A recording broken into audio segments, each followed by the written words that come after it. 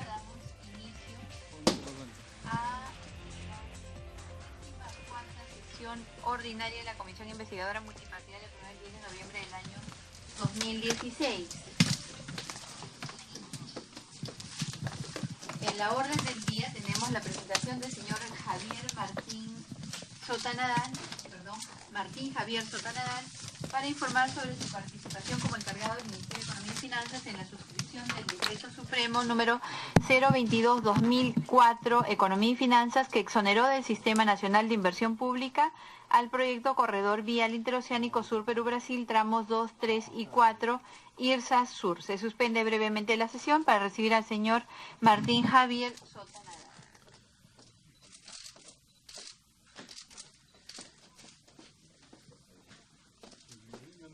Bien, se acaba de suspender por breves instantes la comisión denominada Lavallato, que preside la congresista Rosa María Bartra.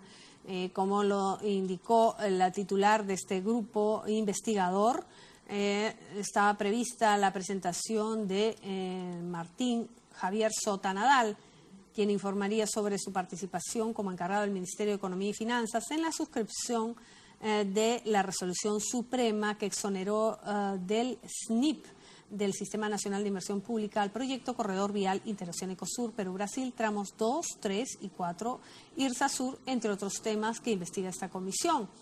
Pero también está prevista la presentación de Jorge Alejandro León Ballén, quien informaría sobre su participación como director ejecutivo adjunto de Proinversión durante el proceso de concesión del proyecto Corredor Vial Interoceánico Sur Perú-Brasil, los tramos mencionados 2, 3 y 4, IRSA Sur. En estos instantes acaba de ingresar a la sala María Elena Moyano el congresista Gino Costa, quien también es miembro de esta comisión multipartidaria investigadora de los presuntos sobornos, coimas y dádivas que hubieran recibido funcionarios y servidores públicos de los diferentes niveles de gobierno en relación a las concesiones, obras y proyectos que hayan sido adjudicados a las empresas brasileñas Odebrecht, Camargo Correa, OAS, Andrade Gutiérrez, Quirós Galboa y otras desde el inicio de sus actividades hasta la fecha por cualquier forma de contratación con el Estado peruano. Ingresa en estos instantes Martín Javier Sotanadal, en su calidad de ex encargado del Ministerio de Economía y Finanzas. Reanudamos y la la sesión, participación dando en la suscripción de la resolución suprema, Sotanadal, lo que señalamos. quien viene a informar Va a sobre su proceder a la participación juramentación como encargado del Ministerio de Economía y Finanzas en la suscripción del Decreto Supremo número 022-2004, Economía y Finanzas, que exoneró del Sistema Nacional de Inversión Pública al Corredor Vial Interoceánico Sur Perú-Brasil, tramos 2, 3 y 4, IRSA Sur, entre otros temas que investiga esta comisión. Procedemos a tomar el juramento de ley.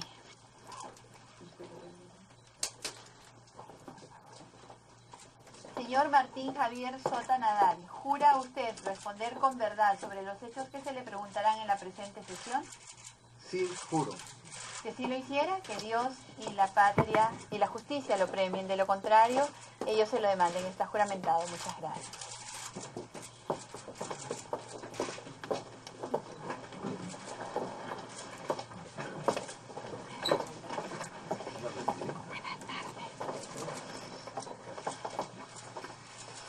Ha hecho la noticia usted.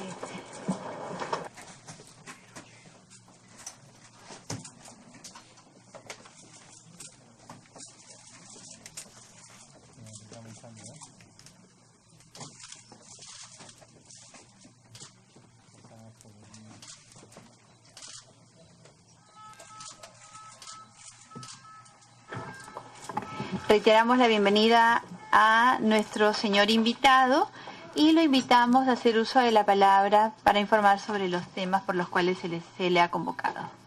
Gracias, Presidenta.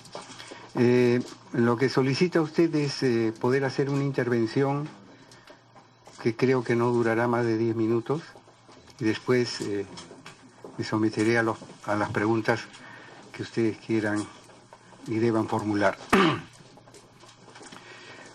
Un aspecto importante de la declaración que voy a hacer es la consideración de la línea de tiempo, Presidenta. Como estos hechos han sucedido hace 11 años, me ha parecido pertinente no centrar exclusivamente en eso ciertamente, pero la línea de tiempo, porque entiendo que ustedes quieren conocer hechos y verdades, no suposiciones ni adjetivaciones.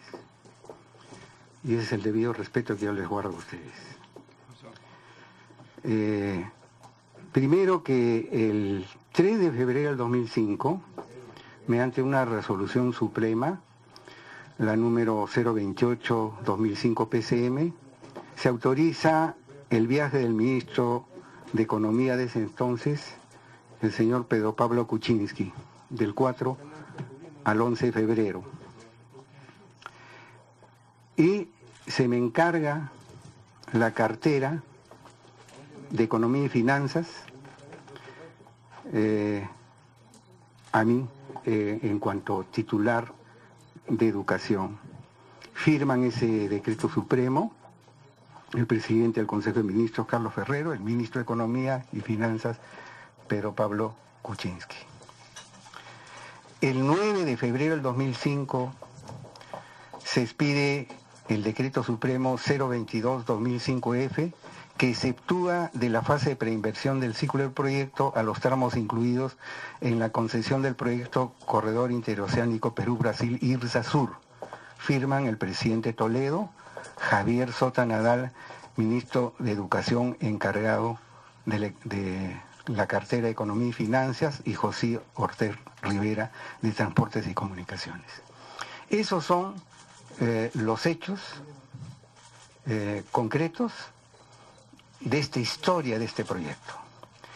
Yo no tengo, desde el punto de vista formal, ningún otro contacto, ni antes ni después de este proyecto desde el punto de vista de la formalidad administrativa. Ahora, me interesa a mí, especialmente a ustedes, Presidenta, la fundamentación de esa firma. ¿Por qué firmo yo? Primero, quiero fundamentar desde el punto de vista legal, en el marco de las leyes que norman las acciones de los funcionarios del Estado. En primer lugar, yo firmé porque fui encargado de la cartera mediante una norma competente, es decir, la resolución suprema que yo acabo de señalar. Segundo, firmé el decreto supremo en que se exonera la primera fase en el lapso del encargo, no antes ni después, durante el lapso, por lo tanto, con plenas capacidades. Tercero, el decreto supremo firmado no es que se sitúa fuera del SNIP, está dentro del SNIP,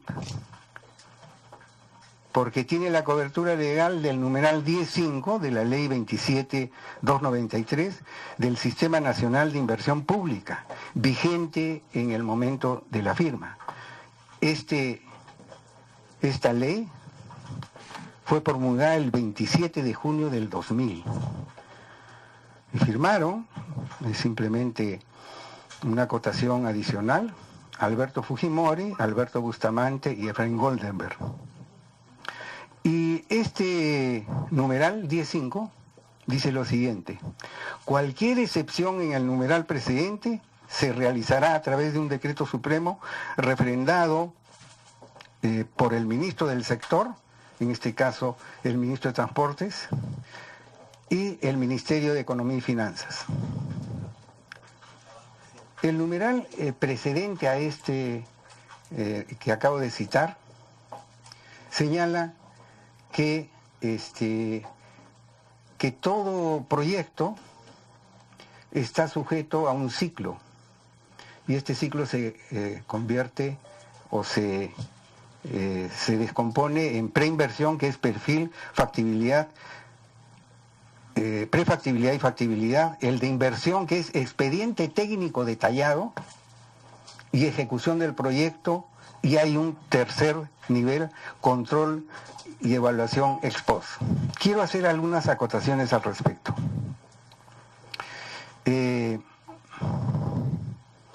Estas excepciones están dentro de la ley del SNIP. Y yo me he puesto a pensar, ¿por qué el legislador, Presidenta, puso ese dispositivo? El legislador puso ese dispositivo porque daba la posibilidad que se hiciera una priorización de orden político de Estado y que no siguiera ese lapso. Eso lo puso el legislador. Yo actué estrictamente dentro de la norma. Los hechos posteriores a esa firma no tienen nada que ver al momento de la firma. No, todos sabemos que el vector del tiempo es el único que no puede voltear hacia atrás. Había un horizonte de sucesos en ese momento y yo actué estrictamente en el marco de la ley. Quiero además, y después me voy a referir con un poco más de detalle, señalar que la preinversión no establece ni estaba en ese horizonte de sucesos, y cito simplemente a modo de aclaración posterior, ni Odebrecht ni Graña y Montero, ni había monto alguno. En términos actuales, lo que se tendría que decir es que lo que ahora se quiere decir desde la posición liberal, un fast track o una destrabamiento. De eso se trataba. Pero yo voy a volver después, Presidenta, sobre este tema. En el proyecto en la fase de inversión se hace el expediente técnico detallado, y el expediente técnico detallado, Presidenta, es aquel elemento que pasa del estudio de escritorio a la realización del proyecto. Los costos reales de un proyecto se tienen no con el estudio de factibilidad, y eso pueden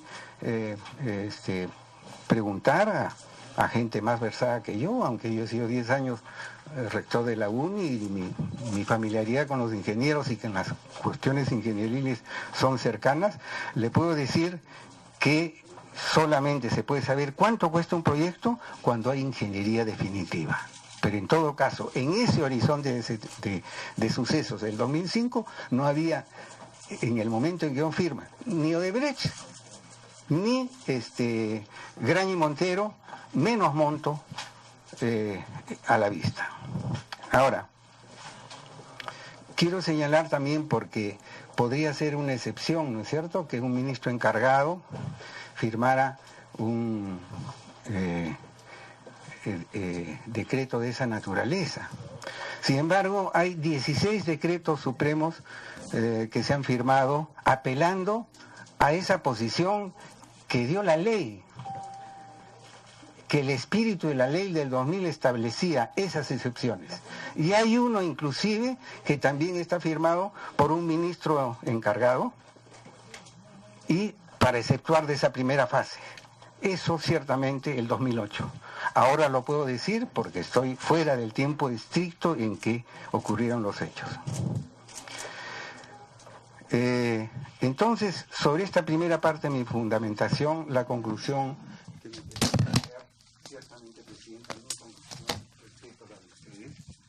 La firma se realizó con amparo legal absoluto y dentro de las atribuciones que la ley estipula.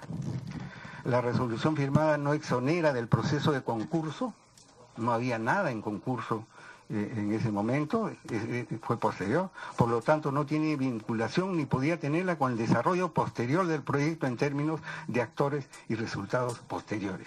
Hablando en términos de la física, todas las historias eran posibles después de esa firma. No hay nada que se pueda asegurar que esa firma pudo haber eventualmente guiado en uno u en otro sentido, equívoco o no equívoco, lo que sucedió posteriormente. Las historias posteriores a mi firma estaban abiertas, no implicaban en absoluto una en que la llevara a lo que ustedes están investigando por el bien del país. Pero hay otra fundamentación, Presidenta, porque la anterior fundamentación ha sido, perdónenme si he cometido algún error de orden jurídico, no soy abogado, soy arquitecto. Ahora hay una fundamentación que yo me permito llamar política territorial, que es la siguiente. En algún medio he leído, y es bueno leer los medios, que el incauto Sota firmó un documento. Bueno, eso lo rechazo totalmente, porque incauto será el que escribió ese texto. Yo tengo 75 años y no hago para victimizarse, por lo tanto, y he trabajado en la UNI de 1970 en cargos importantes, y he estado vinculado a la planificación y al planeamiento. Entonces, ustedes lo saben y les pido perdón porque seguramente ustedes ya conocen al detalle este problema, pero IRSA, que significa Integración de Infraestructura Regional Sudamericana, viene del 1 de septiembre del año 2000. Pero estuvo antes también. Y su objetivo era el mejoramiento de la interconexión de las redes viales y energéticas y telecomunicaciones de América Latina.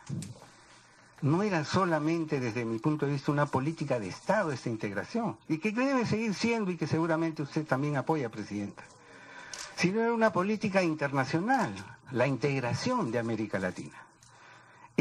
IRSA contemplaba 10 ejes de integración y desarrollo. Franjas multinacionales que concentran flujos de comercio actuales y potenciales, decía. Porque una de las objeciones que se ha hecho al proyecto es que no está rindiendo los frutos que debería rendir. Bueno, la potencialidad de este proyecto, y no me estoy refiriendo a lo que ha ocurrido en términos de operación dolosa, si es que hubiera habido, sino a la naturaleza técnica del proyecto, son potenciales. Los ejes eran andino, andino del sur, el eje del Capricornio, del Amazonas, del escudo guayanés, el interoceánica central, Perú, Bolivia, Brasil, la hidrovía Paraguay-Paraná, el eje sur, el Mercosur, Chile. Es decir, era un proyecto que abarcaba toda América Latina. El proyecto del corredor vial interoceánico